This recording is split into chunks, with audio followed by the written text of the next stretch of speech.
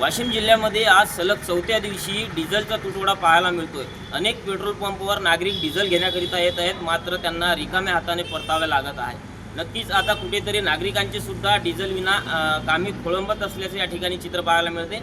आपल्या सोबत काही नागरिक आहेत, त्यांच्याशी जाणून घेऊया। मला सांगा, कुठून आले आहे आणि किती पेट्रोल पंपवर आपण डिझेल करिता या ठिकाणी गेला?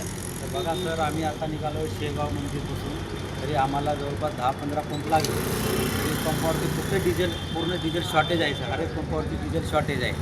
मग आम्ही आता आलो वाशिम शहरमध्ये सुद्धा डिझेलचा तुटवडा आहे। तरी आम्हाला इथं पण डिझेल भेटलं नाही। आम्हाला जायचं तर इथून आम्हाला अहमदपूर वाय नांदेड, तर आता आम्हाला पुढे जाण्यासाठी आम्हाला डिझेल गाडीत नाही आहे। तरी आता शासनानं थोडीशी याची दखल घ्यायला पाहिजे। विशेष म्हणजे देवेंद्र फडणवीसांनी याची थोडीशी दखल टाकायला पाहिजे की लोकांचे हाल काय होत आहेत। आज शेकडो लोक हायवेवरती गाड्या रोडवरती लावून रात्री 12-1 वाजेपासून रोडवर जाम आहेत, कारण की डिझेलच मिळत नाही। तर लोक जाणार कुठे?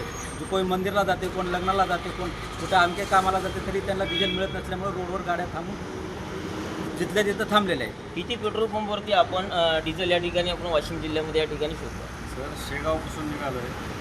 तिथपासून निघाल्यापासून एकाही पंपावर डिझेल मिळालं नाही। कमीत कमी 10 ते 15 पंप असतील, एकही नाही। तरी एका नागरिकानं म्हणले की बाबा वाशिम जिल्हा हा मोठा आहे, तर मध्ये जावा बायपास।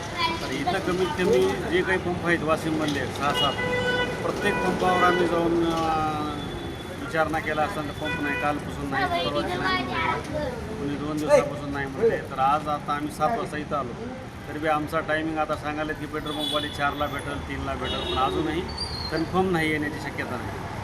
नक्कीच आपण जर बघितलं, वाशिम जिल्ह्यामध्ये मोठ्या अडचणीचा सामना आता डिझेल मिळवण्याकरिता नागरिकांना या ठिकाणी सहन करावं लागत आहे। नक्कीच हा पुरवठा कधीपर्यंत सुरळीत होईल हे पाहणे आता महत्त्वाचे ठरणार आहे। कॅमेरा पर्सन नाजीर शेखसह विशाल राऊत, जय महाराष्ट्र न्यूज।